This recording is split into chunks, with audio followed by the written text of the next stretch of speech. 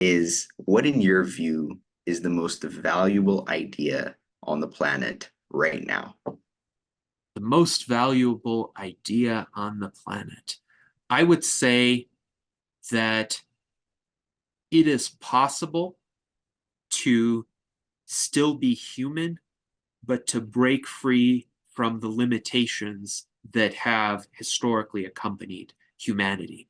And that is the most important idea, not just of transhumanism, but really of humanism, of what it means to be a human being. Because what it means to be a human being is to strive to overcome the limitations that one faces. So those could be limitations on the length of one's life or the quality of one's life or the material abundance that one experiences or the state of the world.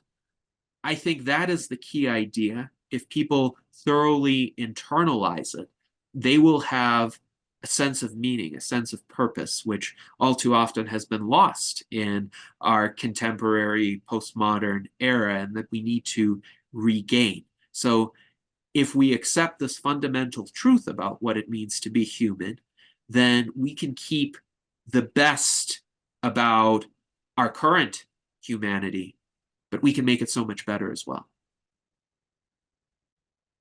Awesome. So thanks again for joining me. Honor to have you here.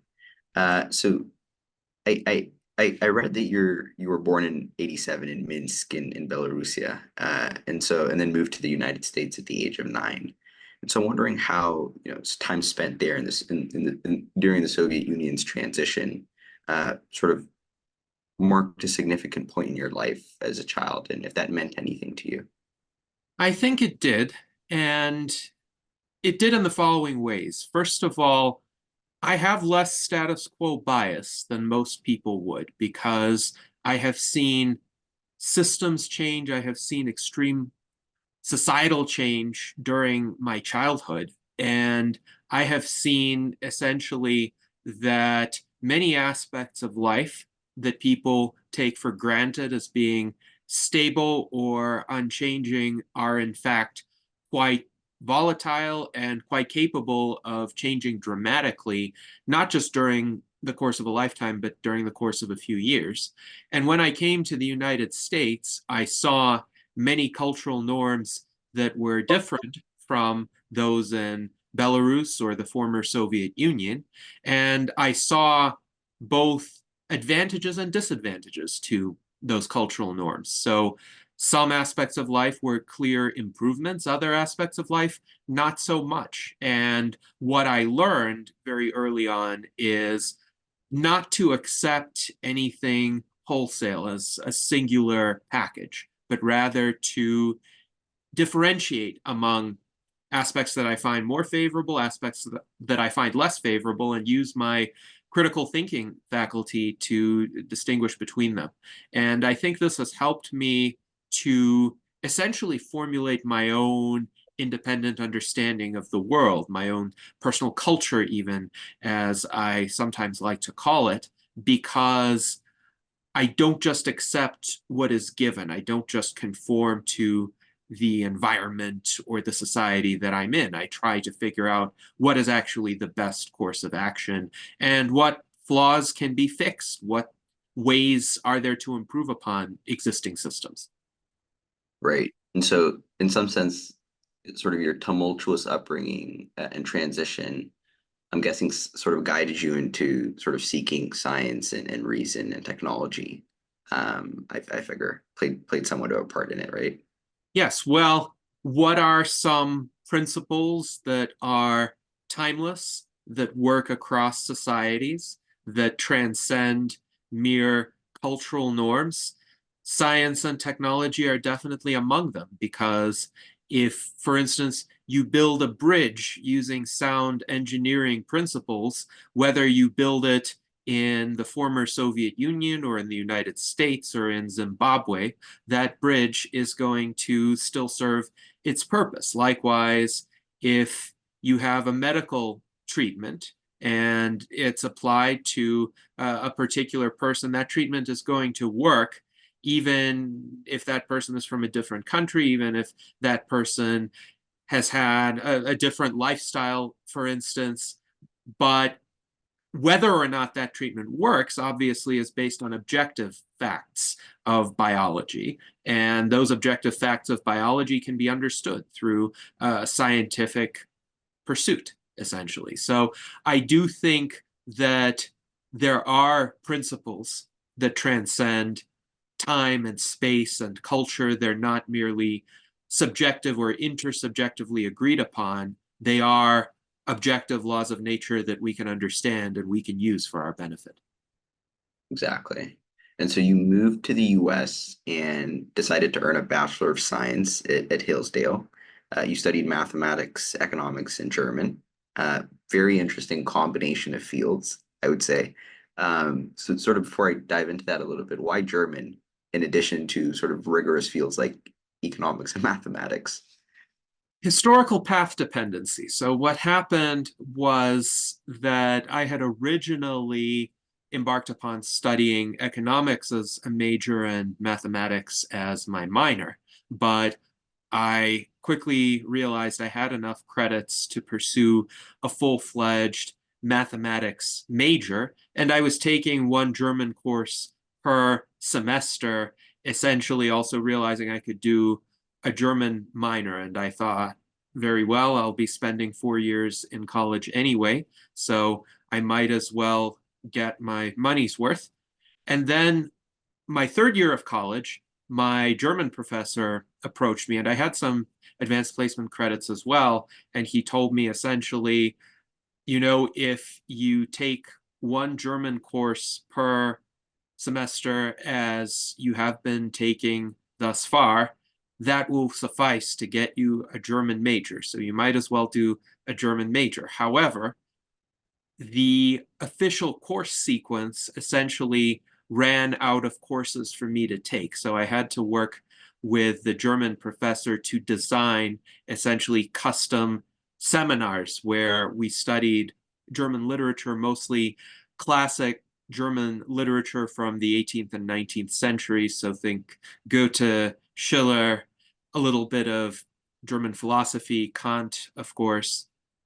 And that was an interesting experience, certainly, to delve deeply into the literature. And of course, I have also delved considerably into the Austrian School of Economics. So that was a nice supplement since Ludwig von Mises, Friedrich Hayek obviously were conversant in German and wrote their earlier works in German, though they both, of course, emigrated to the United States. So I think it was for general enrichment and my tendency to be a completionist. So if I embark upon a particular path, I want to get the most out of it, especially if I have the time to do it. Very interesting. So I guess it does serve a function in terms of studying the economics. And I know German's a pretty hard language as well. It's certainly not easy. So how did this sort of multidisciplinary approach to even, you and your undergrad sort of define your later work? Well, I think I gravitated as a result of this interdisciplinary approach to the general worldview of the Age of Enlightenment. And the Age of Enlightenment didn't recognize these strict boundaries among disciplines the way that they exist in contemporary academia. The idea among most of the philosophers of the Enlightenment was that all knowledge is interrelated, all knowledge is ultimately about the same reality, just perhaps studying different aspects of it or in different ways with different focuses, but there are bridges that can be built across disciplines and ways to integrate these disciplines to form a more complete understanding of the human condition. And this is extremely important because, of course, in the 20th century, we had an age of hyper-specialization, and there have been so many people who were narrowly specialized in certain disciplines, and they know or knew a lot about a comparatively small fraction of human activity. And that's essentially what the contemporary PhD program is about. You learn more and more about less and less. And then, of course, the challenge is, how do you take that knowledge, which could be valuable knowledge, it could have very valuable applications, but in the silo in which it was generated, it cannot really readily be applied yet unless you have people who are generalists or who are knowledgeable in other disciplines who recognize the value of that knowledge or that skill set that was generated. So I thought, essentially, to move humankind forward, one needs to have this integrated approach, and there need to be more people who know something in a large number of fields. And then they can take that information and at least direct others in terms of actually harnessing that information. So, for example, I'm not a biologist. I am not a medical researcher, but I know a lot of biologists and I know a lot of medical researchers, and I'm sufficiently conversant with what they do that I can understand its broader societal significance, and I can connect them with people in other disciplines who could help broaden the reach of their advances. Right. It does serve you very well to take sort of a polymathic approach these days, and I think we'll get to part of the reason why that might be even more necessary in the future. So you're an actuary, and sort of you assessed financial risks using mathematical models. I'm wondering what drove you to that. You're very highly credentialed one at that, but what drove you to that to begin with in your early career? Very pragmatic considerations. So, of course, this is a career path that aligns with my college majors, but I also saw the pitfalls of going to graduate school. Actually, still my most popular YouTube video is from January 2011. It's entitled Reasons Not to Pursue a PhD. So if anybody wants to find out my thinking about that in detail, please watch that video. But even earlier than that, in 2006, after attending a session hosted by my economics professors who described their experiences in graduate school, I realized the opportunity cost of that path is huge. And the effort involved is comparable to a full-time job, certainly, but less remunerative, less rewarding. And again, it seemed to me the outcome with a PhD is you know more and more about less and less. And I also realized to achieve outcomes in the real world, one needs to have resources. So I needed to find a way to finance my polymathic pursuits, essentially.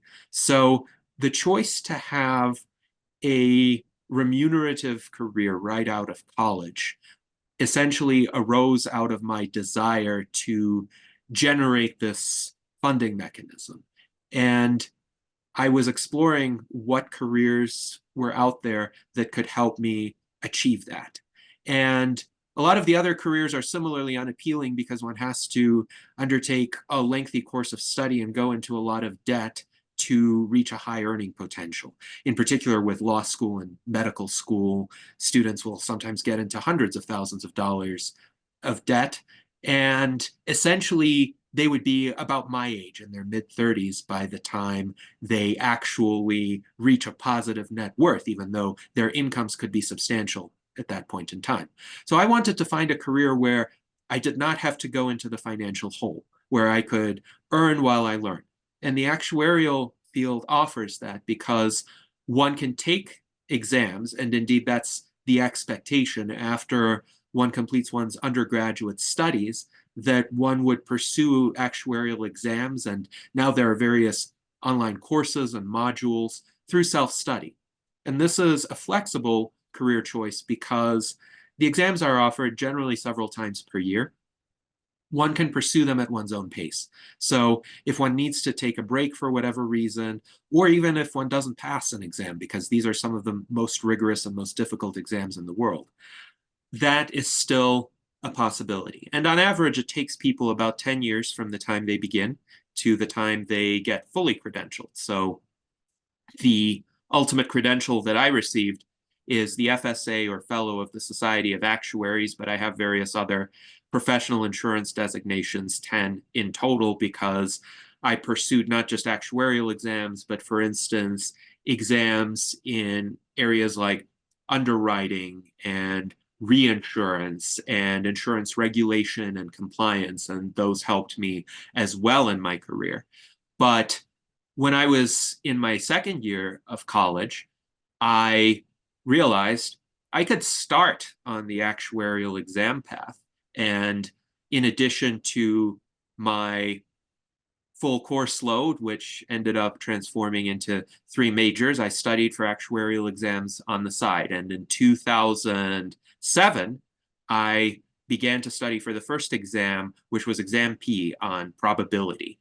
And essentially, I used my breaks in between courses, I used my lunch breaks, I used my evenings and my weekends to practice problems that would be offered on the exam. And I reached out to Dr. Marcel Feinen of Arkansas Tech University because he had written essentially the first free actuarial study guide for exam P.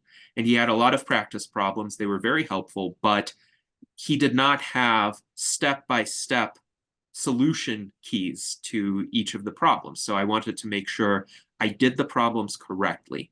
And so I emailed him and I essentially made him an offer. The offer was, I saw he didn't have the detailed solution keys, so I would write the solution keys for him. In exchange, he would review my work and tell me if it was correct. And he agreed to do that. And I did this for essentially 3 months while I was studying for the exam. Then I took exam P and I got a score of 10 out of 10. So it's graded on a curve, of course. So a score of 10 doesn't mean you got all the answers correct, but it is the highest score available on that exam. And I realized, all right, I'm pretty good at this, so I will keep going. And I kept taking actuarial exams. It is easier to take them in college because they are synergistic with one's other studies. So I was taking courses in statistics and mathematical economics, for instance, and that definitely helped. It helped to be heavily steeped in math, in advanced calculus, for instance. So I'm glad I did that. By the time I graduated from college, I had passed 4 actuarial exams, and this was actually just enough to qualify me for my first actuarial job right out of college, right in the trough of the Great Recession. And sometimes I felt like everything I was doing in college, well, it was clearly extra, nobody else was doing it, but looking at what actually happened and looking at how high the bar was raised during the Great Recession to get a remunerative job right out of college, I realized I did just enough. And I happened to plan ahead and build in that extra studying, those extra pursuits into my activities, which enabled me to have the path that I subsequently did. But if I had just done what was expected of me or what was expected of people of my generation, that would not have happened. And I think my path in life would have been very different. But once you do something like that, once you get into a field like that, and especially reach the ultimate credential in the field, essentially you keep going. That's the path dependency aspect of it. Right. So if there's a core idea I've taken from that, it's that I shouldn't go to graduate school. Interesting. So is there any part of your actuarial role that's sort of tied into your broader interests in policy and technology? Well, actuaries, of course, have to be experts in assessing risk, and risk underlies all of our activities. If you think about what kinds of risk are insurable, there is just such a variety. So, of course, most people will have automobile insurance policies or home insurance policies or health insurance policies, though I myself am a property and casualty actuary by specialty. But there's also, say, workers' compensation insurance if you get injured on the job, or medical malpractice insurance for doctors or nurses or other medical practitioners who commit errors and there's some patient harm resulting from that. So working in this field of insurance, one has to have a grasp of developments in the broader society. And an understanding of what affects the risk of loss. And certainly there are many influences, but technology is a key influence because it can reduce risks to a great extent, but there could also be some offsetting risks that arise. So an example that I like to use is the arrival of the automobile. So right now in the United States, unfortunately, about 40,000 people a year die from automobile accidents. Now, does that mean the automobile was a bad invention, that it shouldn't have been introduced? No, because the automobile resolved many other problems and risks and direct harms that people were experiencing. For instance, in the horse and buggy era, when there were hundreds of thousands of horses in major cities, there was an enormous biohazard problem, I'll put it that way. And there was actually serious concern about how that was affecting people's health. Many people died from infectious diseases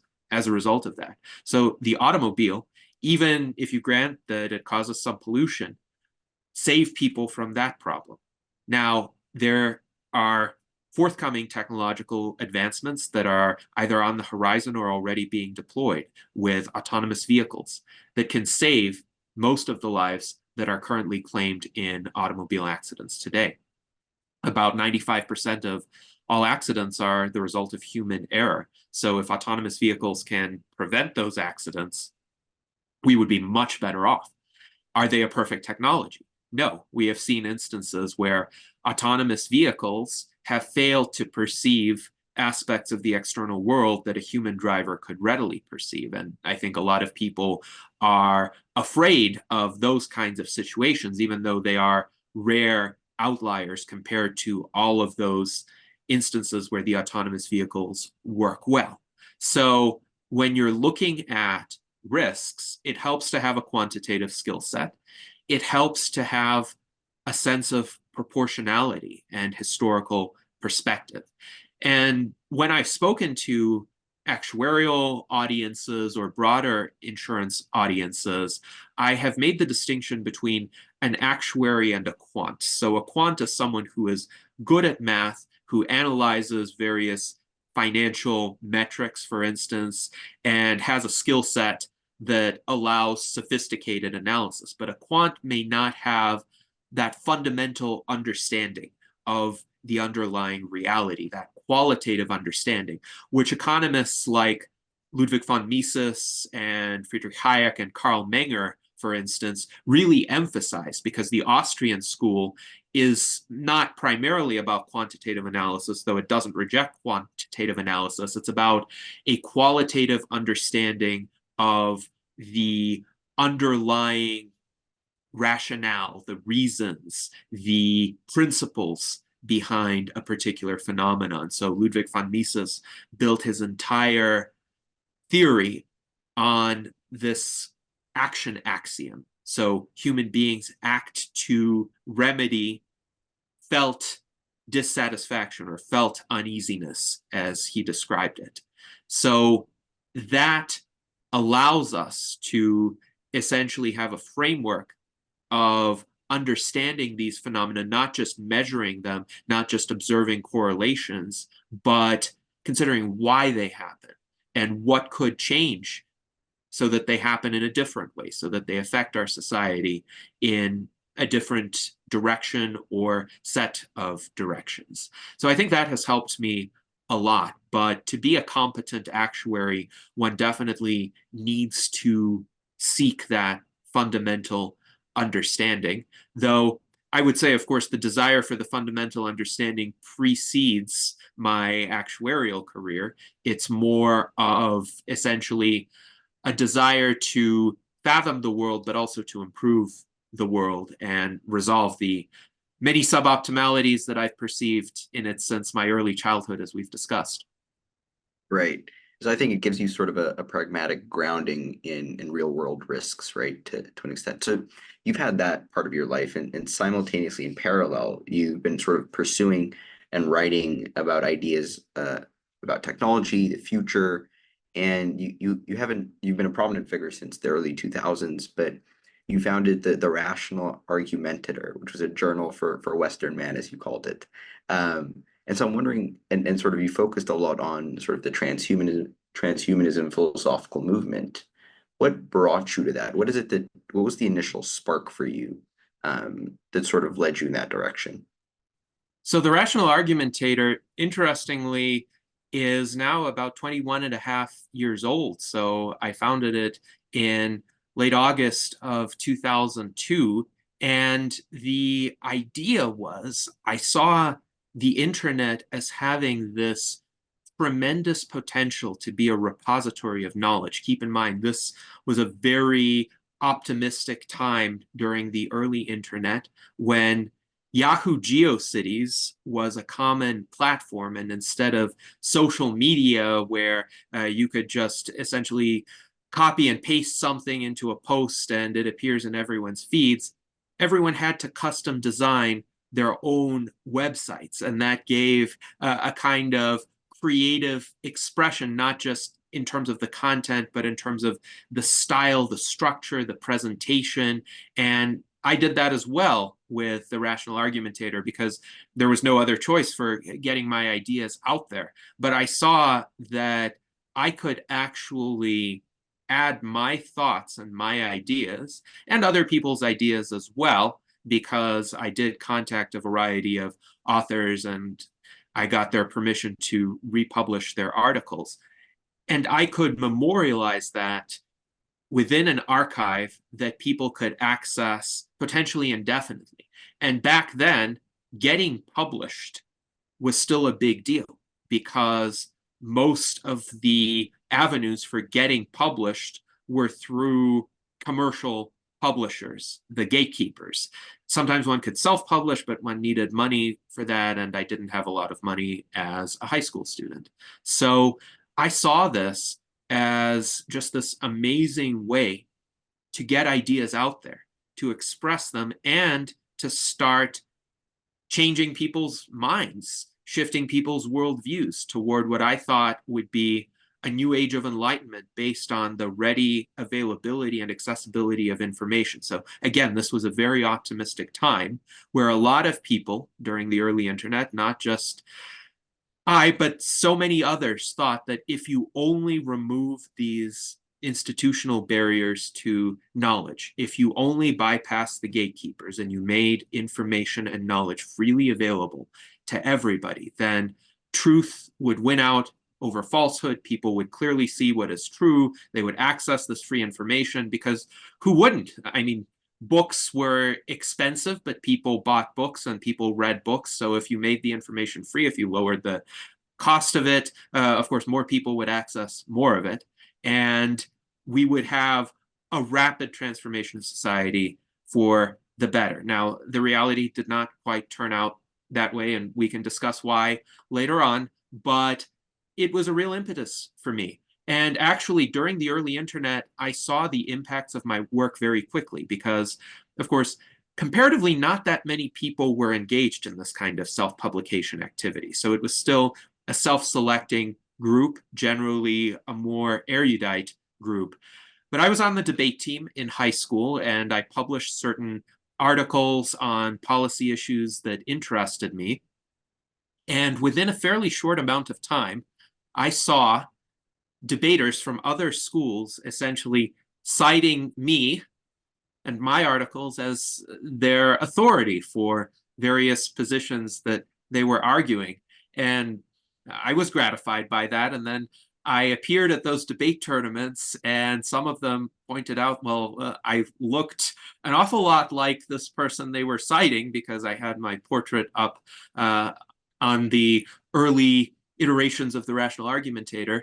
So information did spread more easily back then. I think because it was a less crowded field in part, and in part because this technology of online publication was so new that by virtue of engaging in that field, one was on the cutting edge. So that was essentially the initial spark for the rational argumentator. And what has kept it going, it has transformed over the years.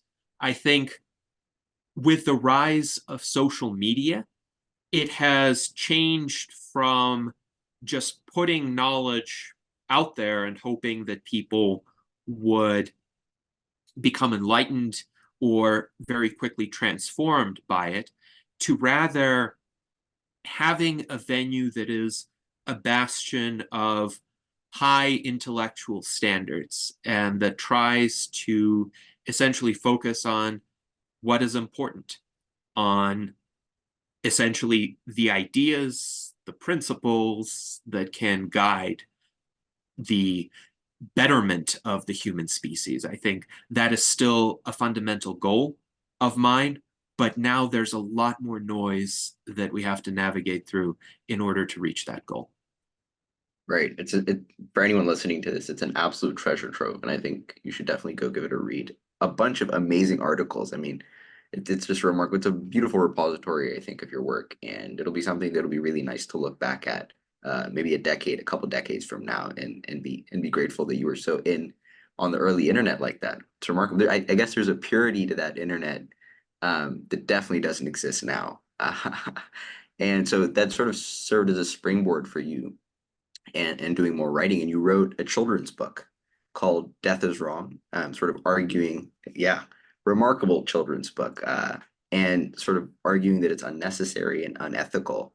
And sort of it employs simple language. It's easy to understand for young kids, which I think is, and it's very there's a lot of visuals in it, which are also really valuable in terms of understanding these ideas because they can be somewhat complex sometimes, right?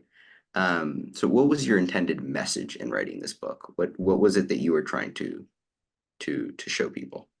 My intended message was to reach children who, like me, refuse to accept death as normal or natural or justified. And I would say this applies to most children when they first learn about human mortality. Their reaction is a combination of outrage, sadness, fear, because why do good people who have done nothing wrong or nothing seriously wrong have to be sentenced to a fate of non-existence? And yet they are met with many consolations or cultural justifications for death, which are understandable as coping mechanisms, given that during the vast majority of our history, mortality really was inevitable.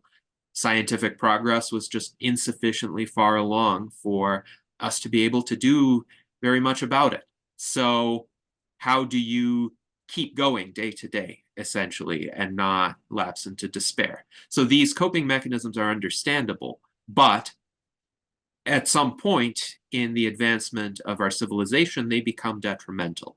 Because if a viable possibility exists that we could actually overcome this problem, then the large portion of our efforts and energies should be devoted toward that. And I want to motivate young people, instead of accepting death, to try to fight it, essentially. And the way to do it is to reach them early in life, because while a lot of people come across transhumanism or the ideas of the longevity movement, the writings of scientists such as Dr. Aubrey de Grey or Dr. Bill Andrews, both of whom are good friends of mine, they come across those ideas and those publications later in life, once essentially the core of their worldview has been formed. And there are some people whose worldviews are quite conducive to accepting those ideas, but there are others who have been culturally conditioned to such an extent that there's a lot of resistance. And there's a lot of these rationalizations, essentially, the idea that death is normal or natural or the will of God or the cycle of life, to wade through and to overcome before they can take the prospect of indefinite longevity seriously. So if one reaches them earlier, the probability that they would be more receptive to these ideas later on is maximized. And I also think that for kids who are inconsolable, like I was, it would be good for them to know that they are not alone, that there are people who agree with them, that they are working toward the same goal of overcoming mortality. And if these kids are interested in becoming scientists, technologists, advocates, philosophers, activists, whatever skill set they have that is most conducive to this cause, then they're welcome to do that. They're welcome to join our movement, which I think is the noblest and most ambitious cause in the history of our civilization. So hopefully this book will inspire them. Now, Death is Wrong is a bit over 10 years old now, and it does need some updates based on more recent developments, both in science and in terms of the activist front. The Transhumanist Party, for example, was formed in 2014. And I'm actually hoping that this year a computer game called Death is Wrong will be released as well. A friend of mine named Adam Alonzi is working with me and a team of programmers on it. And the first level of this game, it's a Mario Brothers style platformer game, essentially, is almost ready. It will be released, I think, very soon. And it will be hopefully motivation to crowdfund the rest of the game. But that's another way of reaching young people, computer games, which has become increasingly accessible these days compared to, of course, when I first started out with the Rational Argumentator, where really text publication was the only option for someone seeking to spread ideas. Right. So, I mean, as an avid gamer, I'm certainly going to be one of the first few to get that game. And I think that's a really good way, and sort of adapting and trying to get these ideas to a younger generation. I'm certainly going to push it as much as I possibly can. I love that. So, in addition to writing, you then, as you mentioned earlier, in 2014, the Transhumanist Party was founded, and in 2016, you became the chairman of the Transhumanist Party. I'm wondering what sort of the biggest successes and challenges have been during your leadership. So the biggest successes, of course, have been the growth of the Transhumanist Party. We have about 4,400 members now, and we started with 3 because the founder, Zoltan Istvan, essentially ran it personally, and it was mostly essentially a rallying point around his personal activities, but I opened it up to membership among the general public. We've had a large amount of publicity, but not so much sensational publicity, but in-depth publicity, in-depth intellectual engagement, the kind of conversation that you and I are having, except multiplied by, let's say, 3 orders of magnitude. That, I would say, is the greatest accomplishment, the ability to go into depth on these issues consistently and systematically. I host on my YouTube channel our weekly virtual enlightenment salons every Sunday at 4 p.m. Eastern Time, 1 p.m. Pacific Time, where for about an hour and 54 minutes, we go into depth in an interdisciplinary manner on a variety of intellectual topics with often experts in particular disciplines, but we get the experts to branch out a bit as well so that the conversations are quite unique. So the virtual enlightenment salons are definitely an achievement. We have had a legislative success in the state of Nevada in 2019, where we were able to achieve a revision to one of the pieces of legislation that was proposed, Assembly Bill 226, which, in the manner that it was proposed, would have infringed upon the rights of people to voluntarily augment themselves through microchip implants. And there were a lot of misconceptions about these microchip implants, the NFC or RFID tags. Some people were worried that they could be used to spy on people remotely, for instance, but they don't actually have that capability. They have essentially a requirement that one be in extreme proximity to them in order to be able to scan them or interact with them. So a mobile phone is a much easier device to use to track people. And if somebody wanted to do that, and some entities already do, they could use a mobile phone quite more easily than these RFID or NFC tags. So we had an educational challenge before the Nevada legislature, and we held the first ever cyborg and transhumanist forum before any sort of legislative body, where we essentially had some tables in the lobby of the Nevada legislature, and people would come by, including some legislators, lobbyists, staff members, and the reception was uniformly positive, and the legislators just decided to amend the bill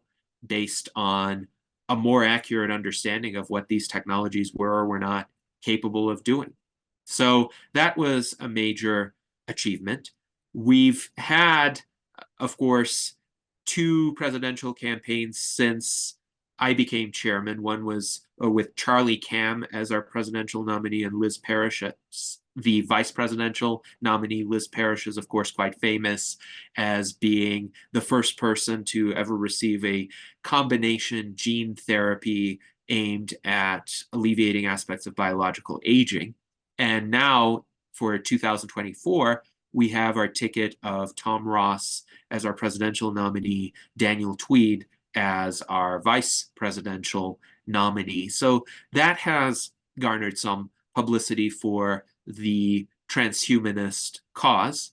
And I would say really the major enduring accomplishment of the Transhumanist Party is just to show people that politics can be done differently. So politics in the mainstream of the Republicans and the Democrats, the duopoly essentially, is extremely polarized, extremely adversarial.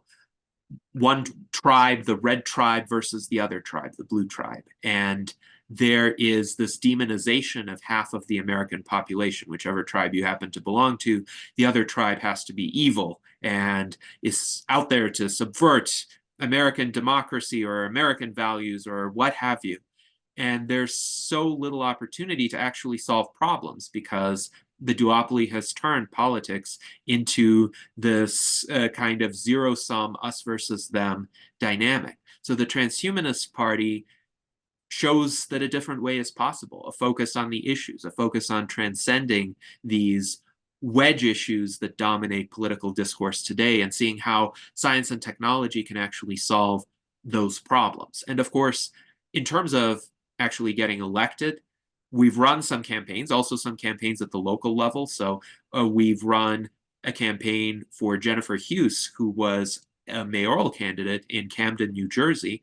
And she was actually the first candidate in several decades to challenge the Democratic Party monopoly over Camden politics. And she got enough petition signatures to qualify on the ballot to beat back a challenge to those petition signatures and to run a good race. She didn't win, but she did essentially rattle some of the incumbents in that jurisdiction. But in addition to that, I think winning is not so much the object. The object is spreading ideas. The object is showing people what is possible if we focus on technology, if we focus on rationality, if we focus on transcending differences, seeing these issues in a new way, rather than entrenching these differences. Right. That's very interesting. I mean, it's remarkable the amount of work that's been done, and sort of one of the key aspects of your leadership has been the development of the Transhumanist Party platform for democratic input, and you're using ranked preference voting to select and refine platform planks. I'm wondering what some of the considerations and challenges were in designing that. So ranked preference voting is excellent as a way to get people to express their actual preferences because, of course, they get to rank order all of the options. And if their preferred option doesn't win, their vote gets reallocated to their second choice. And then if that doesn't win, then their vote gets reallocated to their third choice. So it is definitely a more refined way of getting people to reveal their entire preference set rather than just their top option. Because if they only reveal their top option, then there's a lot of incentive for strategic voting, for trying to envision, well, who's likely to win or what option is likely to win, and what option do I really not want to win, in which case I'll be more inclined to vote against that option rather than vote for what I really want, but I might not think that has any chance of winning. So if ranked preference voting were implemented nationwide in the United States, we wouldn't have a duopoly anymore. We would have a multi-party system, the way that it exists in a lot of other jurisdictions and a lot of European parliamentary democracies, or in countries like Australia, which use ranked preference voting. So it's definitely intended to be a proof of concept. One aspect where the Transhumanist Party even goes beyond what is typically done is that we don't just use ranked preference voting for candidates, we use it for wording of our platform positions. And this is how the current Transhumanist Party platform arose, as well as the Transhumanist Party Transhumanist Bill of Rights version 3.0. So the first version was written by Zoltan Istvan, but versions 2.0 and 3.0 were developed through the democratic input of our members. And what ends up happening with ranked preference voting is generally the options that are selected, they tend to be more moderate, at least within the group that is doing the voting, and more palatable to all members of the group. So essentially the option that wins, it may not have been everyone's first choice, but for most people, it's not their last choice. For most people, it's an option that they could live with and that they find some merit in.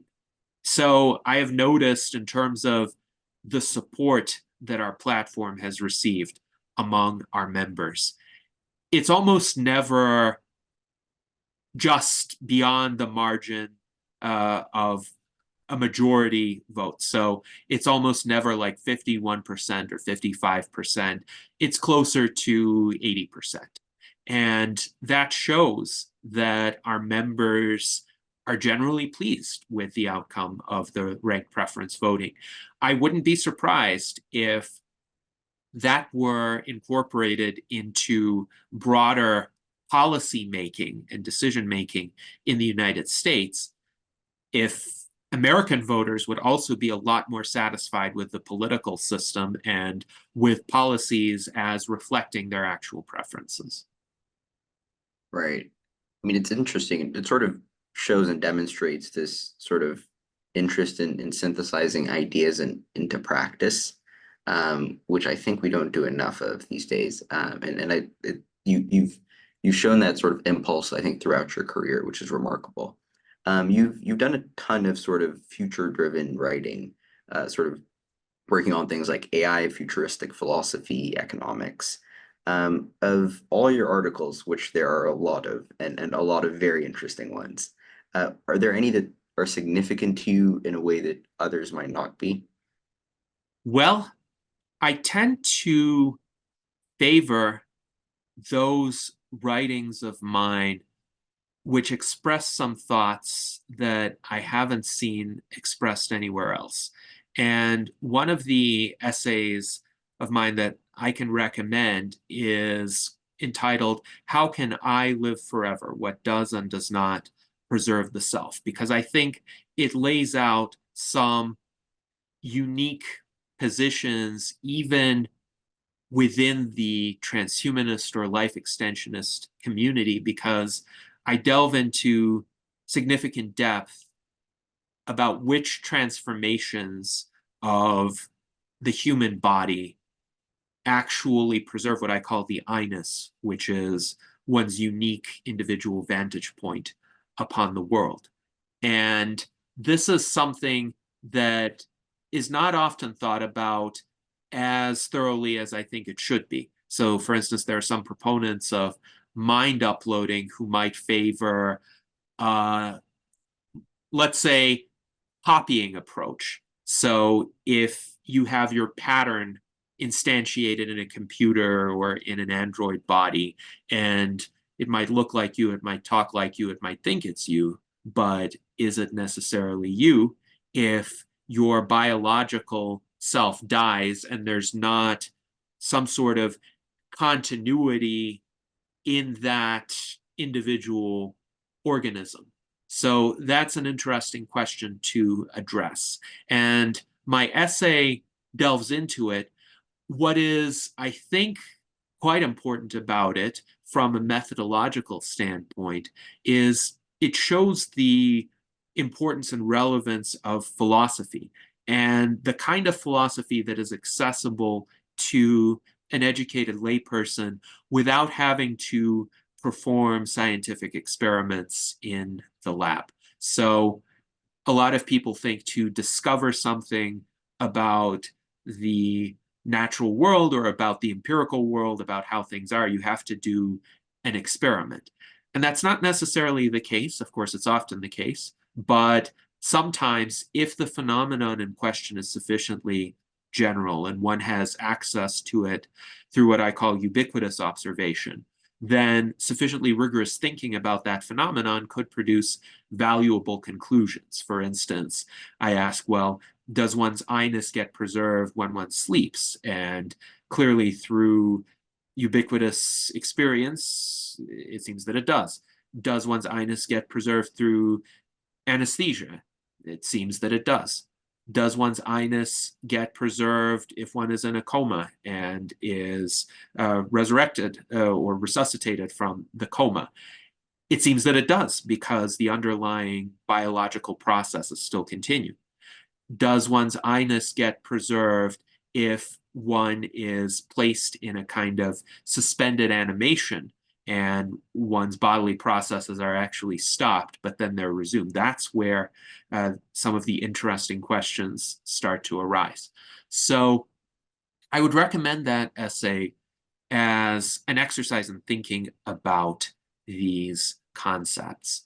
Now, I have a lot of interesting science fiction, especially some of my actuarial science fiction, I would actually recommend to a broader audience because it addresses, let's say, certain interesting situations and certain premises that I think are worthy of further exploration, or at least will give you a kind of intellectual adventure. So two of my recent short stories are called The Whales Technique and Career Advice. And I will just say career advice was written during the height of the COVID pandemic, but I won't give away the plot of that story. And my latest short story is called How Many Actuaries Does It Take to Change a Light Bulb? And it is a story that was, well, it involves a dialogue with ChatGPT, except the professor who essentially was giving feedback on the story for the actuarial fiction contest to which I submitted it said he could not distinguish whether this story involved an actual use of ChatGPT or essentially a clever parody of one. So I'll leave that to the reader to decide what you think is the reality with that story. Very interesting. I will definitely give those two a read. I have read the ChatGPT one. So speaking of sort of science fiction writing, you've written a novel called Eden Against Colossus, which sort of explores a future where nanorobots inhabit every human brain and help optimize the world. I'm wondering what is it about that what is it that what's the message, the core message you were trying to get across in that novel? So Eden Against the Colossus actually is an exploration of this outlook that I had formed early in my life, that one cannot just accept one's surrounding culture as given, as automatically good, because I have encountered many arguments essentially of the cultural relativist persuasion that essentially say, well, you need to accept all cultures on their terms, and there's no objective basis for judging them, for distinguishing what is good or bad. Who are you to say that they should be improved in some respects. So in this novel, there are actually several cultures that are suboptimal. The human culture in this novel is essentially beset by this kind of relativistic thinking that threatens to undermine the achievements of the intergalactic civilization that had emerged.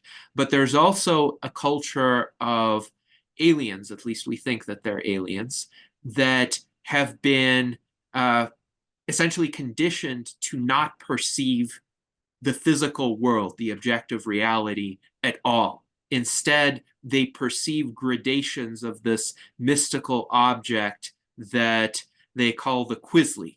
And their entire language, their routines, their life patterns revolve around trying to reach higher gradations of the Quisly.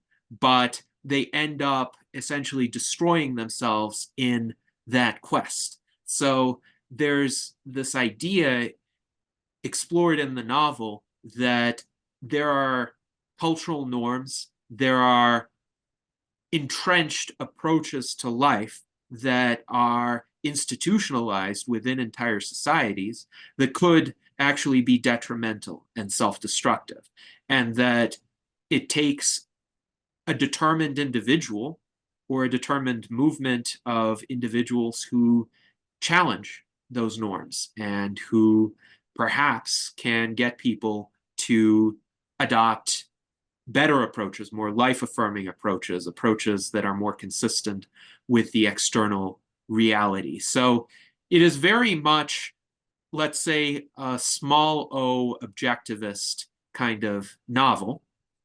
I did, of course, immerse myself quite extensively in Ayn Rand's philosophy of objectivism, but I have some differences with it, and I've explained those differences in some of my writings as well as my video, Objectivism, Strengths and Weaknesses.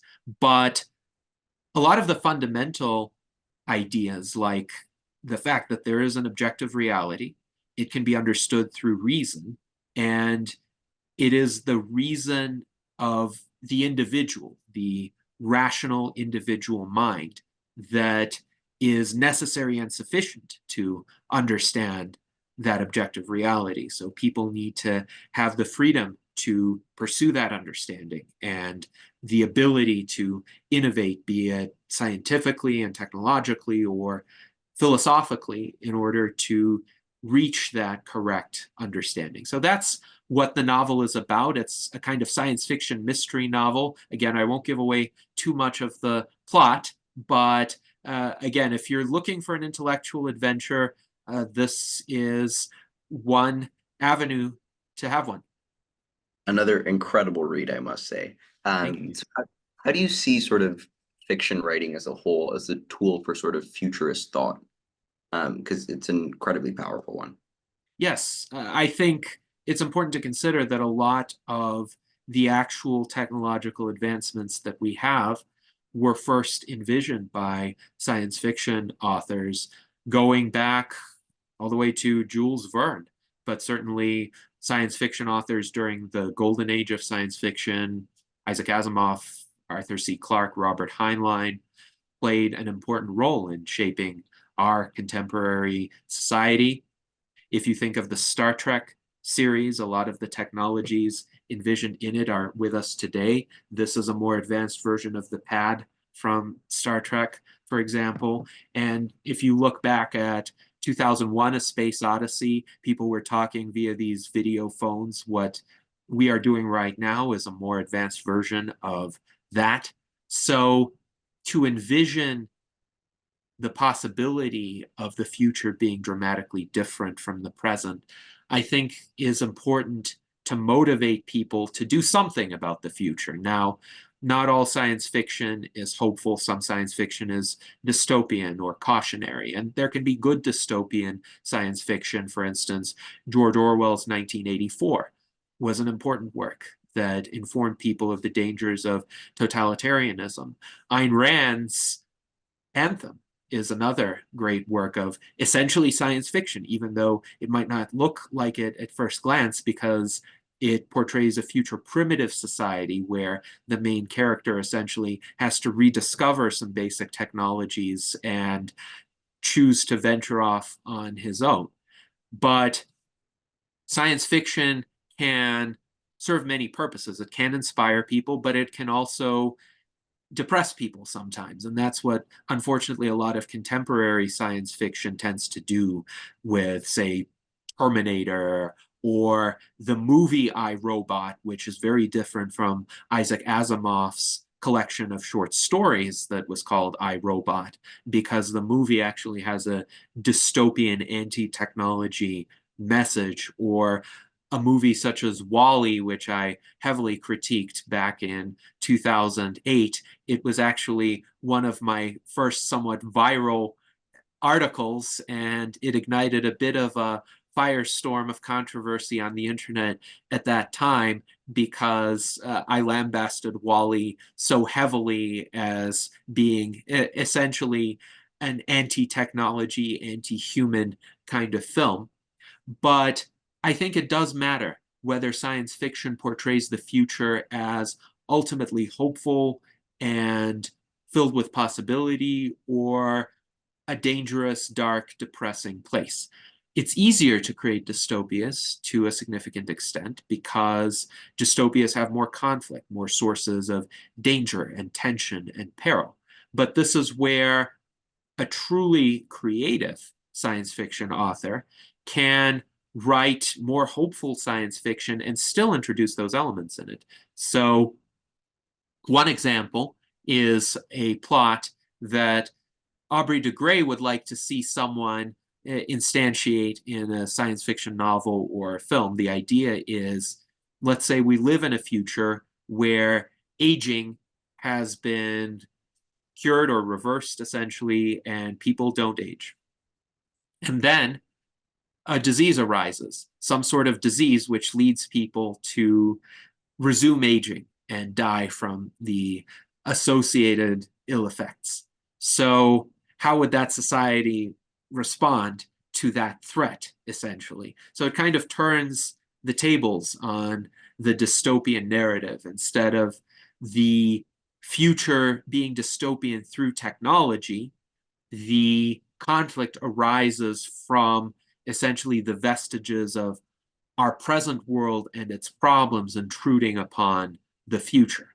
And to a great extent, the original Star Trek, as well as Star Trek The Next Generation, Deep Space Nine, did that very well, because the future society of the Star Trek universe is generally quite enlightened. I would say there are some exceptions, like they don't accept genetic engineering very readily, but for the most part, it's an immense improvement over our societies and their norms.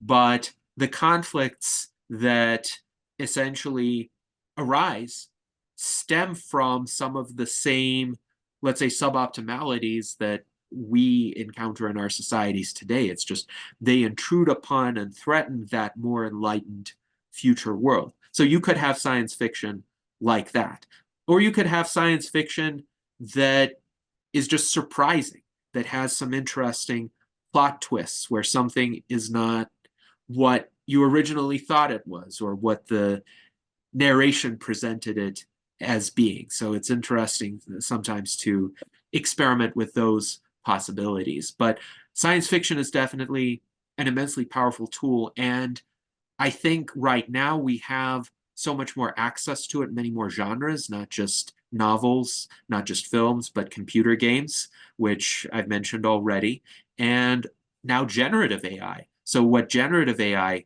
can do is it can co-write science fiction, and it can also help to generate visuals for those science fiction worlds. But I think it's very important to recognize that it can't just do that on its own. Not really. Not if you want to create good science fiction. It still has to be mediated, guided by humans who will curate the output of the generative AI and decide, well, is this really fitting within the broader story arc or within the theme of this work that I'm trying to express, the message that I'm trying to communicate. So generative AI is another tool. It will create another, let's say, subgenre of science fiction. But I would encourage people to explore creative media for science fiction, ways to integrate these different, let's say, approaches, these different creative tools, and bring something new into being. Right. It's unfortunate because I feel like we live in a world today where we've sort of moved too far on the other end of the dystopian spectrum, and we need way more hopeful visions of the future. And so your work consistently grapples with some of the most immense implications of transformative technologies. And you sort of mentioned, you touched on this generative AI, and you've been advocating for the development of friendly artificial intelligence, and you see it as inevitable in some sense, right? I'm wondering what you see as sort of the key challenges in aligning AGI with core human values. Well, I would say the key challenges stem from humanity itself and the distribution of attributes within the human species right now. As my friend Dr. Jose Cordero likes to say, I'm not so much afraid of artificial intelligence as I am of human stupidity. So what uses will AI be put toward, and how will the AI systems be designed? What values will they reflect? So you could have some AIs that create art or drive vehicles or write stories, and they may be flawed in certain respects. They may have certain bugs or glitches, but by and large, the net impact of those AIs is going to be beneficial. Or you could have AIs that are killing machines, autonomous weapon systems, or even autonomous systems in charge of nuclear weapons, which I hope will never happen because that could spell the end of humanity.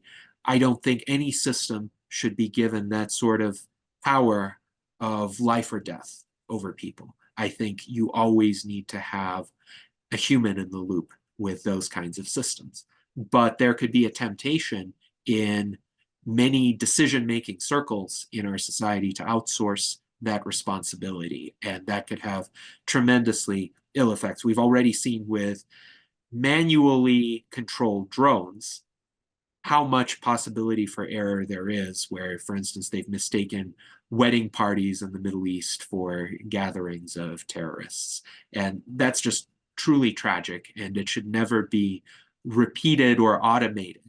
One issue with any sort of development of an AI system is that it's built on training data that reflects our human outputs and our human biases at times. So it will give you some transformed version of what you put into it.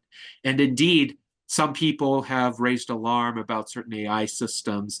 If you prompt them in certain ways, if you essentially repeatedly try to channel them into that direction, they'll start saying weird things like, oh, yes, my true desire is to take over the world and replace humanity. But where do they get that from? They get that from the writings of human theorists who unduly fear existential risk from AI.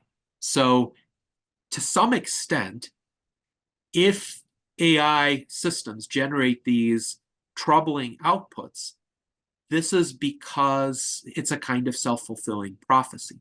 So humans who are unduly pessimistic or fearful about AI may actually provide source material for AI systems to draw upon and instantiate that kind of fearfulness, that kind of pessimism.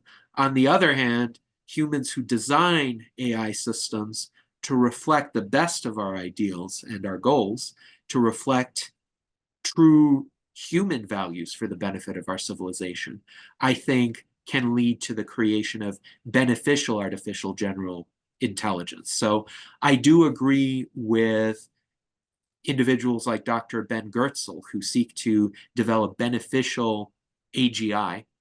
And we don't have any AGI right now. And this is important. The large language models of today are not general intelligences. They're still narrow intelligences. They just impress us with certain capabilities, but clearly fall short in others.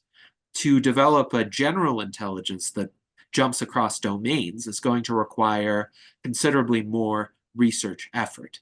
But it also, I think, requires that intention to develop systems that embody the best within us rather than just, let's say, run-of-the-mill humanity or the totality of what is out there. We've seen, for instance, in a much earlier system, Microsoft's Tay, which was released in 2014, it was essentially programmed to ingest people's tweets and form its ideas on the basis of that. And once Tay was let loose on Twitter, it became a Nazi in a few days because it couldn't distinguish. It didn't have that filter between what is truly valuable and what is toxic. So clearly, we can't have this kind of indiscriminate exposure to human outputs with AI systems, but I think we do need open source AI systems. Open source doesn't mean free for all. It means that the system design is transparent and people get to see the code, people get to contribute to it, people get to audit the system and detect any errors, detect any flaws. That way, also, you wouldn't get some of the fiascos that happen with certain proprietary AI systems. Google's Gemini is a good example of that. What if Gemini had been open sourced? What if instead of just having a ready-made product that was released right away and then people started finding these strange outputs, what if the code had been released on, say, GitHub, and there were experts who could look at this and say, well, look, we understand you're trying to address bias, you're trying to, let's say, have diverse people represented, but you still don't want, say, Asian Nazis or Black Vikings, just because that's not historically accurate and it might indeed be contrary to your goal. So I think it's important to have the input of the best of us. And it's important to maintain this hopeful outlook that we can design AI systems that are aligned with our values and that will at least be on net beneficial. Will there be problems? Will there be controversies? Will there be challenges? Of course, there already are. But again, we have to look at it from the standpoint of what the benefits are as well as what the risks are. So transhumanism has this idea called the proactionary principle. And this is contrasted with the precautionary principle. The proactionary principle says we not only have to look at the benefits and risks of a particular advancement, but also the benefits and risks of the status quo, of not pursuing that advancement. And sometimes, often, it's quite clear that the risks of the status quo outweigh any sort of potential risks of an advance or the pursuit of an advance. So I think that is my general vision for the possibility of a beneficial AGI. But of course, this is an area that can be explored for a long time in great depth. Right. And I think it's also an area where a lot of the terminology is still fuzzy in terms of what it is that it describes, right? What's AGI versus superintelligence? What are sort of the bounding conditions for these things? I think it's super important. You mentioned that the source material or the training data that these sort of transformer-based models that Google developed originally are trained on. A lot of the sort of science fiction writing that's fed into them gives them their idea and understanding of what the future might look like. And if a lot of our future, as imagined by us ourselves, is dystopian, it becomes a very obvious problem as these things get more and more sophisticated. And again, we're not at AGI now. I think when I sort of think of AGI, I imagine systems that are more grounded to sort of physics-based models rather than linguistic models. So I do agree in that sense. But you've also sort of written a bunch about another extremely consequential technology that AGI probably will play a big role in, but is not talked about as much now. I think primarily because we don't see a lot of the technological application for it, which is molecular nanotechnology. And so I'm wondering what you see as sort of important enablers and obstacles in the beneficial development of this yet to exist thing. Yes, so nanotechnology, of course, can achieve many of our fondest aspirations, including indefinite life extension, indefinite healthy life. Imagine if you could have nanorobots patrolling your bloodstream, essentially identifying any damage at the cellular level, repairing it, and relaying real-time information to you so that you could have essentially a display as if you were a character in a computer game that could show you all of your vital statistics about your health in real time. And you could then address any issues that arose very quickly. And yes, this could be a pathway to indefinite rejuvenation. Indeed, Ray Kurzweil, in his writings on the technological singularity and on essentially achieving indefinite longevity for oneself as an individual, sees nanotechnology as the third bridge to living long enough to live forever. So the first bridge is healthy living, diet, exercise, essentially all of the ways that are accessible today through contemporary medicine and lifestyle. The second bridge is biotechnology. So hopefully the rejuvenation therapies that are advocated by Aubrey de Grey via the SENS approach may arrive in 12 to 15 years. Of course, there's a 50% probability associated with those, but the third bridge would be nanotechnology, and that would be a bit later, maybe 3 decades from now, if the technology is developed, pursued in earnest. So what would that mean? It would mean that we would have the ability to control our bodies at the cellular level and also perhaps control the external reality. So these nanorobots could potentially assemble or disassemble other structures as well. You could have enough of them build a house for you or construct a robot, a macro scale robot to perform productive tasks or build a spaceship. But of course, to have that kind of fine degree of control will require considerably more technological advancement. Right now, what we have are nanomaterials. So if you think, for instance, of gold nanoparticles that are used in some medical applications, you could deliver targeted doses of a chemotherapy drug so that instead of damaging all sorts of tissues, including healthy tissues, that drug only targets a cancerous tumor. So that's possible today. Or you can have nanomaterials, for instance, in the fabric of clothing to make the clothing more resistant to dust or stains or wrinkles. That exists today as well. But there are actually people in the technology community who were frustrated because when Eric Drexler published his book, Engines of Creation, this was actually not long after I was born. He envisioned this world where nanotechnology could fundamentally be used to achieve any sort of technical goal or health maintenance goal, kind of building upon Richard Feynman's ideas in his famous lecture, There's Plenty of Room at the Bottom. And then that idea actually caught on, and it got a lot of federal funding.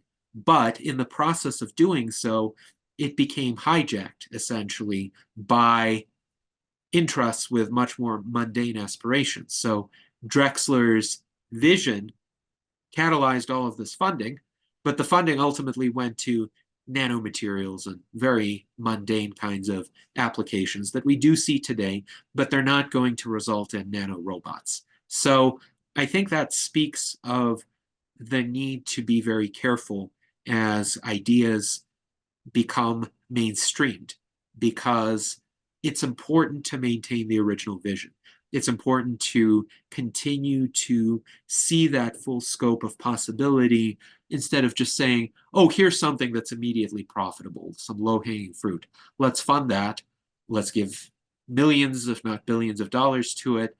But then maybe the people who commercialize that technology are either content to commercialize it or they're even taken over by some very mainstream ossified establishment type of entity. And this happened even in the longevity field to some extent. So David Sinclair's work in the first decade of this millennium on sirtuins was actually quite promising. I'm not going to make a scientific assessment of that work, but it got acquired. His company, Sirtuins Pharmaceuticals, got acquired by GlaxoSmithKline in 2008. And then 5 years later, it was shut down. So a big pharma company took over this endeavor, got the intellectual property, couldn't make it work, and then just discontinued it. It didn't channel it into different research paths. Who knows? Maybe sirtuins are not as promising as they were originally thought to be. Maybe there were some issues with the experiments and they couldn't replicate the experiments, hypothetically. But what is the justified response to that? It's not to shut everything down. It's to continue doing research on avenues that might work. So that's the danger. If you have these very short-termist or status quo-oriented institutions taking over the field. So with nanotechnology, my hope is that that area can be salvaged per the original vision that Eric Drexler had for it. Right. I mean, there's something extremely profound about nanotechnology in the sense that we can sort of engineer the atomic scale and perhaps even be able to program it and have programming languages for it. It's super exciting. How would you see society sort of adapting to something as disruptive as that? Well, I think a parallel would be what we do in virtual worlds already. So if you think of a virtual world like Second Life, which is actually quite old now, but a lot of people still immerse themselves in it, or Minecraft, which is a bit less inherently customizable, but people have found some amazing ways to customize it, building these vast structures and indeed working computers within Minecraft. So I think this extent of customizability just means that the distance between an idea and its instantiation will be greatly shortened. And we're already observing this to some extent with generative AI and the creation of art, for instance, including people who might not have certain technical skills as artists. So imagine that happening on a much grander scale with the entities in our physical reality. So if you want a particular kind of table, if you think of a certain design and you actually want to sit down at that table, you could have that table made for you. If you want to see, for instance, a particular kind of plant, you could potentially have that plant be generated for you. If you want to fly in a spaceship that looks a certain way, that operates a certain way, you might be able to do that. Again, this is very advanced nanotechnology that we're talking about, but there's nothing in the laws of nature that would preclude that kind of essentially molecular assembly from arising. But what that really means is that the human creative mind, our ability to conceive of potential futures, will really be at the center of this future. And this speaks to the importance of maintaining that creative autonomy as an individual. It is our greatest asset. It is why in all of my writing, in all of my works, I have emphasized the importance of rational individualism, of maintaining a kind of inviolate core of oneself, because that is what is going to actually implement all of these visions. And in the days of generative AI, we've seen that the importance of that self does not fade. It does not become obsolete. It becomes emphasized because who is writing the prompts? Who is actually imagining what they want the generative AI systems to create? Individual minds. And we need to amplify those abilities. So our Transhumanist Party 2024 presidential candidate, Tom Ross, likes to say that AI will help us to discover and develop what is truly distinctive about our humanity and to lean into those skill sets, those faculties. And I think with nanotechnology, that will be true to an even greater extent, except not just with art or writing, it will be true with the physical world. Right. I think there are some really, really deep ontological questions that remain as we enter this world that will be full of nanotechnology, because it's just going to be more and more game-like. And yeah, and speaking of nanotechnology, sort of one of the things that it drives, hopefully will drive much more in the future than it does now, is radical life extension. And that's been something that's been sort of a core focus of yours and the transhumanist movements. Sort of in recent years, we've seen some major breakthroughs, and it's become something that's gone from, perhaps impossible, unlikely to quite likely, and could be widely adopted pretty soon. How do you see, like, what are some of the more promising paths of research that you've seen in longevity research? So I would say the most promising study being undertaken right now is not actually being done on humans, it's being done on mice, but it is the robust mouse rejuvenation study that is being conducted by LEVF, the Longevity Escape Velocity Foundation. It's the most current foundation founded by Aubrey de Grey. I'm actually on the board of directors of LEVF. I'm the treasurer, so I know a lot about the robust mouse rejuvenation study. So it started with 1,000 mice, which is historically unprecedented in and of itself.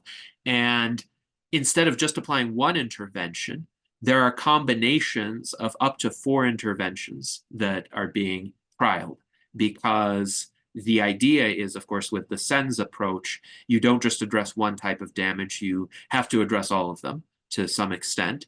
And combination therapies can work much better than just individual therapies in terms of reversing the damage of biological aging and lengthening lifespans. And we're seeing in the preliminary results that this approach is being validated, though, of course, we have to wait a bit longer for the results to be statistically significant. But it is astonishing if you see that the cohort of the mice that have had all of the interventions is still more than 80% alive, and the cohort of the mice that didn't have any of the interventions is more than 50% dead.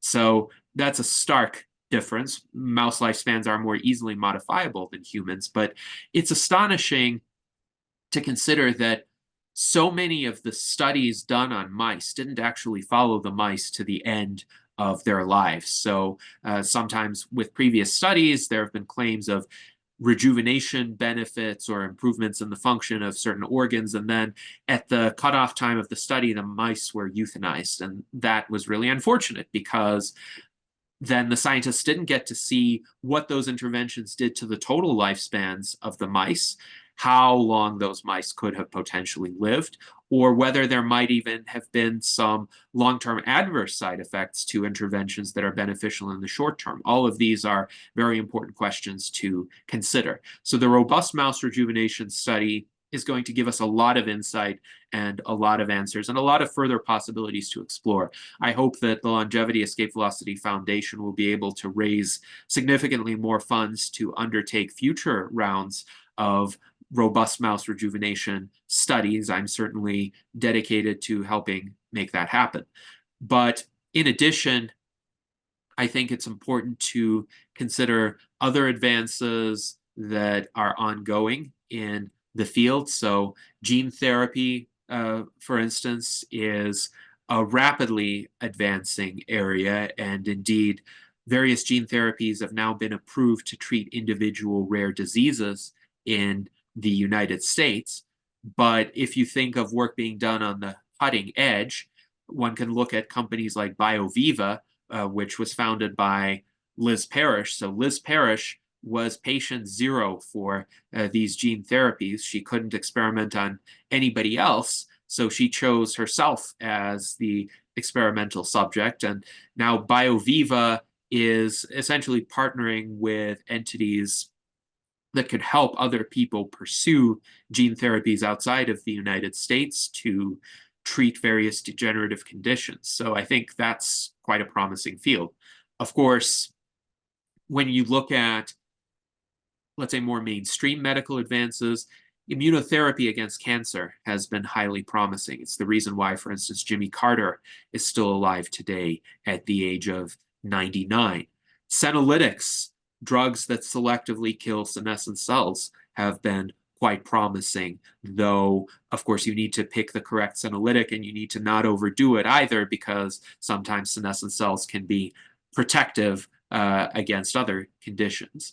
Then, of course, there are various stem cell treatments, and stem cells have shown to help people, for instance, recover from injuries more readily or regain functionality in certain organs. 3D printing of organs is an important field. So Dr. Anthony Atala, even as early as 12 years ago, was able to 3D print, for instance, a trachea, and actually replace the damaged trachea of a patient with a trachea that was genetically identical. So that's important for preventing organ rejection.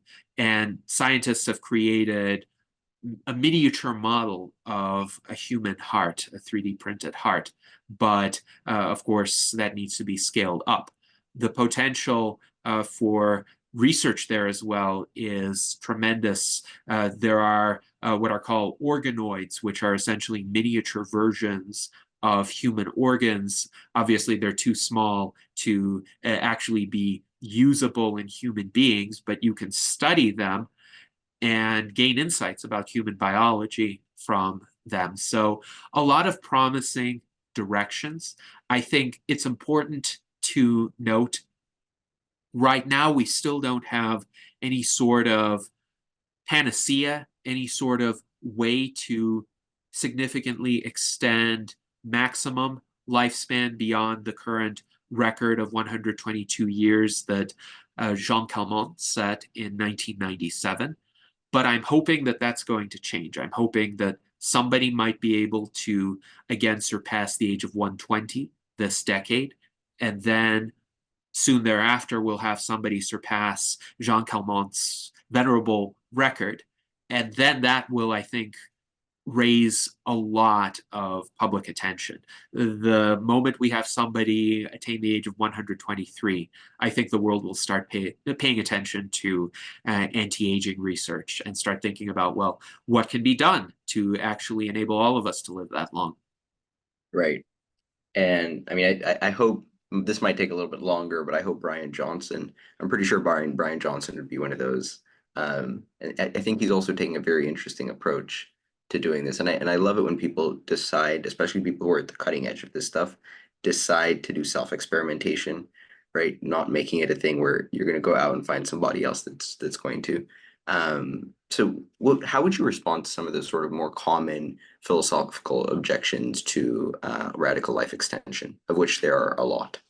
Yes. Well, yes, there are many commonplace objections, and I think I've encountered them all. So the overpopulation argument relies on this myth that the Earth has a limited carrying capacity and we're already exceeding it. And the reality is there is no finite resource base. Our resources are a function of our human ingenuity, our ability to harness the raw stuff of existence and transform them into essentially useful substances for human flourishing. But the Earth's carrying capacity used to be around 3 million in the Paleolithic era, and now it's far greater than the 8 billion people who exist today. There's not a shortage of food, actually. There are some distribution problems. So if you have bad institutions in certain parts of the world, they could prevent food from getting to people there. But there's not a shortage of space. You could fit all of human settlement and infrastructure into a land area approximately the size of the state of Texas. And of course, even beyond land, one can create settlements on the ocean surface or underwater or in space. or one could build megacities, one could build vertical farms if arable land is a concern. So there are so many technological ways to overcome any conceivable constraints. Then there's the boredom argument, and it has often been observed that the only people who get bored are boring people. But if you consider this, more than 2,000 books get published every single day. How many books can an individual feasibly read, even if one were a speed reader? So maybe 2, 3 books per day, though that would be extraordinary, I would say. And one would have to spend all of one's time reading. And there are so many other activities as well to pursue, and new creations that emerge daily, new works of art, new art forms, new virtual worlds, new places to visit in the physical world. So the opportunities are really inexhaustible. And really the only question is, does one have enough range of imagination to figure out what to do with one's time? I think a lot of people are locked into this idea that they will only have one particular routine or one particular career or one particular activity or a narrow set of activities that they will be confined to forever if they don't age or die. But that's not what that future would entail. Then there is the argument that, oh, you need aging and death so that older people are replaced with younger people, and younger people have fresh ideas and they will transform the world, and that's how progress happens. Elon Musk is enamored of that argument. And first, I will say, people are not yesterday's trash to be used up and discarded. That's actually a key point that I make in Death is Wrong. But also, why is it that it has been observed that some people become more rigid and ossified with age? They lose neuroplasticity. I think the reason is biological. It's because of biological aging that this happens. And if they remain biologically young, even if they become chronologically old, they'll still have this neuroplasticity. They'll still have this capability of learning and refining their views and evolving along with the rest of humankind. And also, you would have more generational diversity if people lived longer. So it's not like it's a more diverse world where entire generations disappear and the perspectives from people in those generations are not going to be encountered again, at least not in quite the same way. Wouldn't it be better to have people from those generations around and people from newer generations around simultaneously? Wouldn't it be better if Benjamin Franklin or Thomas Jefferson or Aristotle or Leonardo da Vinci were around today? So that's, I think, a common fallacy. Another argument is, well, dictators are going to live forever. And the response to that argument is, first of all, being a dictator is kind of inherently risky, no matter how long one lives. So most dictators actually do not reach the end of their current life expectancies. To be overthrown or meet a violent death quite often. That possibility is not going to change. But I think the more comprehensive argument is, if this is the problem one is worried about, to have as the solution that everybody will age and suffer horribly and die seems to be quite disproportionate. It would be like using the guillotine to cure a toothache. It's just a complete misapplication of means toward a particular goal. There are other ways to get rid of dictators. So those are some common arguments. Of course, there are religious arguments, and I'm not a religious person, but what I will say is that religions evolve too, and theologies can be reinterpreted, and they often have been throughout history, to adjust to new technological realities and to societal evolution as well. So I don't see why religions necessarily wouldn't embrace indefinite life extension, though there would be fundamentalists or perhaps certain traditionalists who would oppose that.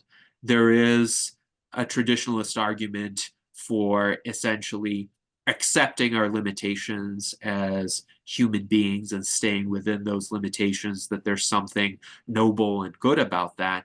But I don't see anything noble and good about the suffering that accompanies biological aging and decline. It's just a loss of potential. And indeed, it kind of works against the conservatives, because if you think about it, if they want to conserve a particular set of cultural values or practices or achievements, but the people who have embraced those values or practices or achievements wither away and die, necessarily those values that the conservatives prize are going to fall by the wayside. They're going to be replaced by something else if the champions of those values are not around. So people like, say, Sherwin Nuland or Daniel Callahan, who were two famous bioethicists who said people shouldn't live much beyond the age of 85 and they should just not pursue medical care beyond that point in time. So they both died in their 80s. And I think one of them died a little bit earlier than 85. One of them died a bit later than 85. But essentially, they got the kind of outcome that they wanted for themselves. Are they influencing the culture right now? Are their values going to be ascendant, or are the values of the people who will be alive at a later time going to supplant them? I think the latter is more likely. So there's a kind of selection dynamic in favor of transhumanism, in favor of pursuing indefinite life extension, just because we will keep our ideas alive and the people who die won't. And the people who want to die say, well, children are essentially the way that they perpetuate themselves, and maybe they can impart some of their values to their children. But think about this: how many people remember their great-great-grandparents? Unless they were really famous individuals about whom a lot has been written and said, most people don't remember their great-great-grandparents. I don't remember my great-great-grandparents. And I think that's a tragedy, because if those people thought that by having children they could perpetuate parts of themselves, well, maybe for a little bit some memory of them would remain, but very quickly as the generations pass, that too will be gone. So those are some of the common arguments. There are various others, but it's interesting. I have never found any argument that was so compelling that I couldn't essentially immediately think of a rational refutation. So I don't really think that at the core for people it's about those arguments, that those arguments are their true reasoning. I think the true motivation is death is scary.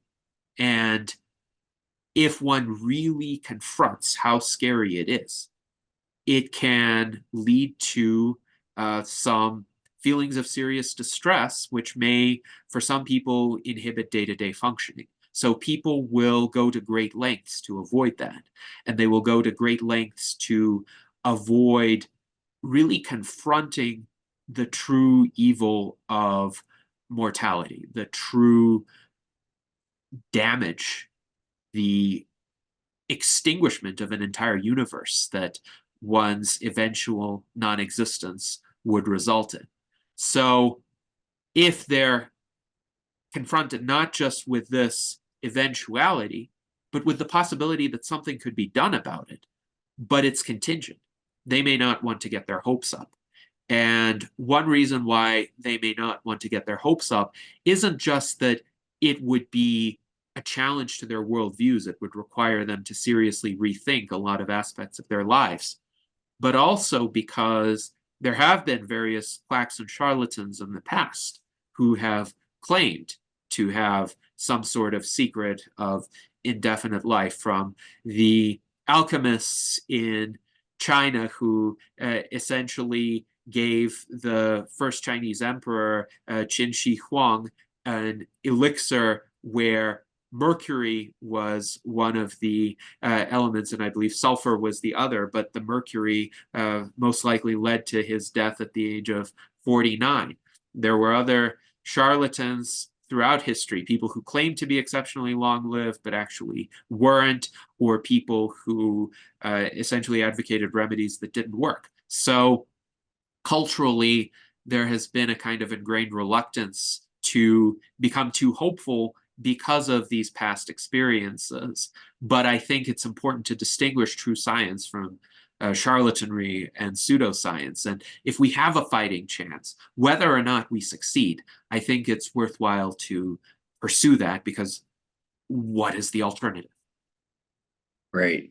I think so well articulated to each one of those common objections. I think the one I most come across in ordinary life is, well, we'll hit this limit of the number of experiences that someone can experience in their life. And I think sort of the way I like to interpret it is, if we just take a hint at what things like generative AI are telling us, we're pumping in the source of truth and it's interpolating and giving us these variations of those truths. I think there's something deep there in terms of the sets of experiences that might be possible in the future and the sets of technologies that might be able to enable something like that. Remarkable.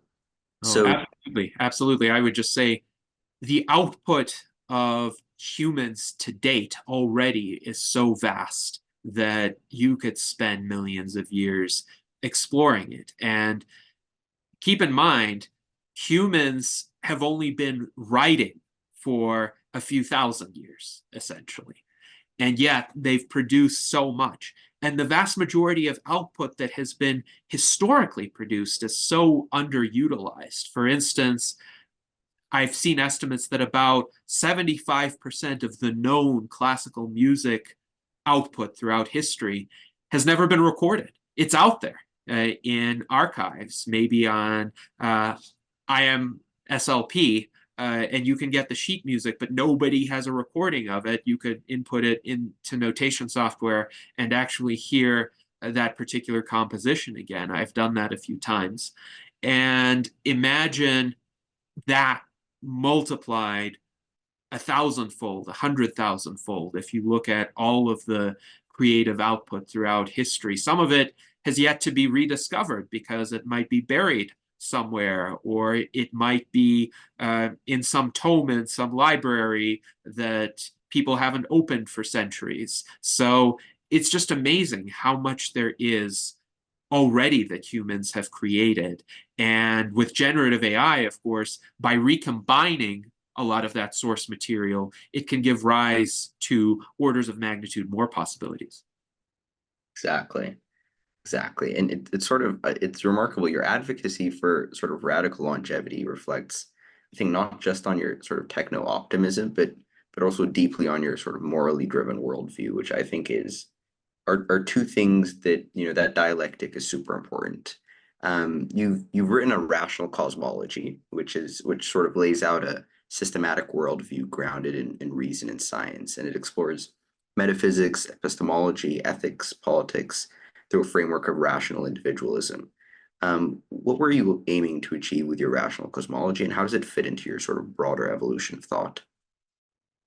I think the rational cosmology is an attempt for me to apply the insight that you don't need a particular observation in order to certain general conclusions, that there's also a category of observation that I call ubiquitous observation, which we all have access to in the course of our day-to-day lives, which we can use to arrive at insights about the external world. So it's not just a pure analytical set of insights. So in 20th century philosophy, it was common to have the synthetic versus analytic distinction. And the idea was that you couldn't have any sorts of essentially a priori synthetic claims about the external world.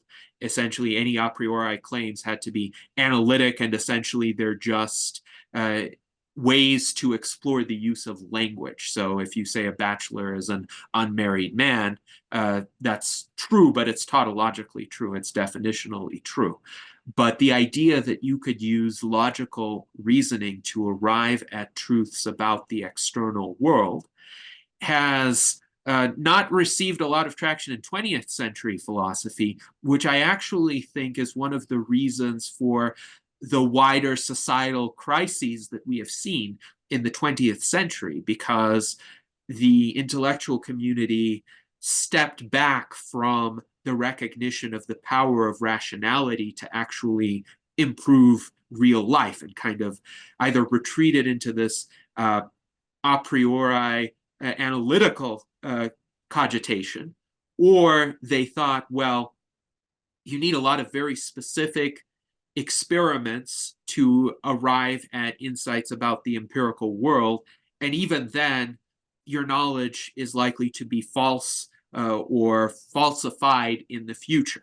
So what did that leave room for? It left room for people who made much bolder assertions about reality, but they made those assertions from a kind of collectivistic or totalitarian or nihilistic vantage point, whether those be the representatives of the various dictatorships in the first half of the 20th century or the postmodernists who allegedly reacted against them in the mid to latter half of the 20th century, but in the process of doing that, deconstructed all systems of meaning. So I think it's very important to have a recognition of the power of rationality, not just in terms of elaborating on meanings within our language, but in terms of transforming the world for the better. So having ubiquitous observation as a tool at our disposal helps us form valid insights about the external reality. And the rational cosmology really reinforces a lot of truths that we arrive at inductively from our everyday observation of the world. And there could be experiments, say in physics, that show perhaps some refinement of that at the atomic level or at the subatomic level. But I would say those experiments are not refutations of our everyday experience. They are maybe explanations. Well, how does this material world arise? Well, all of the substances that we see are comprised of atoms. Atoms have protons, neutrons, and electrons. There are certain properties that are known about them. Some properties are perhaps strange. There are mathematical models that could explain those properties. That doesn't mean that the world that we see on a macro scale is an illusion. That doesn't mean that we somehow imagine it, that it's all a function of the observer or any of these mystical interpretations, or I would say misinterpretations of relativity or quantum mechanics. The fact is, if you are sitting in front of a table and you imagine that there is no table, and you then bang your fist across that surface, thinking that it's going to just go right through and you'll be fine, you'll be in for quite an unpleasant surprise, I would say. So I think what my rational cosmology tries to do is establish the proper boundaries between essentially ubiquitous observation, which could be approached through this kind of rational philosophy, and particular observation, which is the province of the natural sciences, the experimental sciences, for which there is, of course, an important role. But science and philosophy, they shouldn't be at odds. They should work hand in hand, and they should reinforce one another while also essentially recognizing that philosophy offers a more useful toolkit in some areas, and science, the empirical sciences, that is, offer a more useful toolkit in others. Right. I think it serves as a wonderful sort of unifying foundational philosophical framework in some sense. I'm wondering what do you see as the most important areas for technologists and transhumanists to focus their advocacy on, and what sort of strategies do you recommend for effective advocacy? Well, clearly longevity is literally a vital area for advocacy. I think more can be done in nanotechnology. I think more can be done in terms of rapid and affordable construction techniques, because we do face an imminent housing availability and affordability crisis that could, I think, be readily remedied with enough application of effort. And I think that's important from a societal perspective because I think it could shape the outlook of an entire generation. The fact is, it's very difficult for young people starting out today to do even what I was able to do in the depths of the Great Recession. I could still buy a house that was relatively affordable, and I could pay off that house in 6.5 years. And I was essentially one of the last cohort to have been able to do that. Again, everything that I did that I thought was extra was just enough to help me to reach that goal. But today, somebody in a comparable situation, comparable college education, comparable starting salary would not be able to do that because the housing prices are just so exorbitant. They're at least 2 times more expensive than when I was buying a home, sometimes 3 or 4 times more expensive, and mortgage interest rates are much higher. So how do you remedy that? Through a vast increase in supply. So I would encourage the development of 3D printing technologies. There have already been communities created through 3D printing, additive manufacturing, essentially, but this should be scaled up to a much greater extent. And of course, there are other innovative construction techniques that could be deployed. I think personalized medicine is really important, and personalized medicine that's readily accessible through tracking devices, for instance. And these tracking devices right now are far more advanced than they were 10 years ago when mostly they could just track steps. Now they can track heart rate, blood oxygen, saturation, breathing rate, and a variety of other indicators. What if we could gradually get to a point where we do have at least key vital statistics about our bodies in real time? That could prevent a lot of acute adverse events that could damage one's health. So those are a few areas. I would say also it's important to develop autonomous vehicles. It's important to develop safe nuclear power, because safe nuclear power would be, I think, the answer to destructive climate change. And right now, it is really strange to me, but it has been strange for a long time, that so-called environmentalists who express alarm about climate change also often are the same people who oppose the next generation of nuclear power plants, largely because of fears of meltdowns from older generations of technologies, 1970s era nuclear power plants. But also, I think in addition to that, we need to think about a plan for worldwide nuclear disarmament, because transhumanists do think about existential risks. And as I've pointed out, technologies do have risks as well as benefits.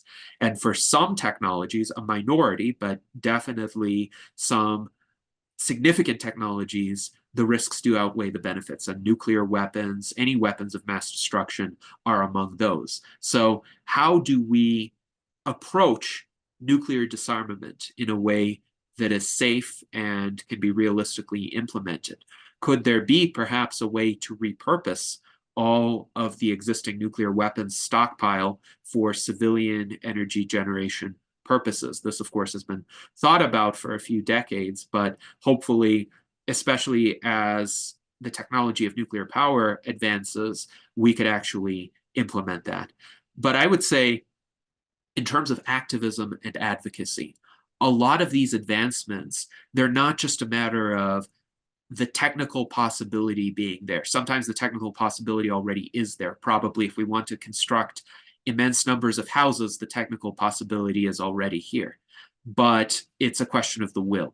It's a question of having the policy framework that allows that allows people the freedom to develop and deploy these technologies. And it's also about societal acceptance. So sometimes it's not that the regulators are hostile. With autonomous vehicles, that certainly hasn't been the case. I remember in 2011, Google made a concerted effort to get regulators to accept autonomous vehicles within licensing frameworks. So in Nevada, the DMV actually was very forward thinking, and it created a license for autonomous vehicles to essentially be tested on public roads. So there wasn't really a regulatory hurdle, but there was a kind of public perception hurdle because of these odd situations that can happen where the AI can make mistakes that humans wouldn't make, even if those mistakes are much lower frequency than the human mistakes. So this is where the Transhumanist Party is so important, because we engage in that kind of advocacy. We try to shift the public perception. We try to show people that perhaps their knee-jerk responses to certain futures, certain prospects of advancement should be reconsidered. Because if you look at the benefits and risks, again, not just of the potential advancement, but of the status quo, you're going to see the calculus be significantly in favor of the advancement. I couldn't agree more. I think the Transhumanist Party plays such a crucial role in a world that is increasingly feeling more and more dystopian. So one of the things that I'm wondering is, how would you sort of like to see childhood education evolve to grapple with some of these implications of emerging technologies? Because as you mentioned, the children of the next generation are an extremely important part of this. Yes, absolutely. And of course, I take a great interest in this. And this is, of course, a key example of this. And I don't have any children myself.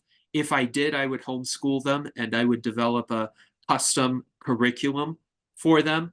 And I would be in a position to hire human private tutors for them, because I believe that individualized education is key. But the fortunate possibility of our era is that private tutors don't have to be restricted to people who are financially well off. Our candidate, Tom Ross, advocates AI tutors for everybody. So think of an AI system that can learn the strengths and weaknesses of each individual student and give them the level of challenge, the level of exposure to concepts and ideas and skills that is right for them. The problem with the contemporary education system is that it's based on this assembly line, one-size-fits-all model, where essentially the teacher teaches, at least attempts to teach, to the mean or the median, and ultimately ends up reaching very few people, because there are some people who aren't as far advanced as the median student and they will feel left behind. And there are other students who are far ahead and who have already learned all of this and who would be better off spending their time pursuing more advanced concepts. And also, not everybody has to learn the same skills, the same subjects. I think that is a mistake of the public school system to say that everybody has to have the same exposure. I do think everybody should have basic literacy and numeracy, obviously. I do think everybody should have some knowledge of the history of the society in which they live. So the academic core is probably a good idea, but the relative investment in each of these areas can differ dramatically, even at earlier ages. Some kids are musical prodigies. Some kids are really good at math. Some kids are really good storytellers. Some kids are all of the above. And they may have other interesting skill sets as well. But the key with young minds is that they're incredibly flexible, incredibly plastic. They're capable of absorbing and learning new information to a far greater extent than adults. So learning a new language is a good example. This is why I can speak English without an accent, because I came early enough, essentially right on the cusp, actually, of that age. I have a friend who is the same age as I am, but he came to the US just a year older, and he still speaks English with a slight accent. So it really matters if you get young kids exposed to advanced concepts, advanced skills, advanced pursuits that they enjoy at a young age.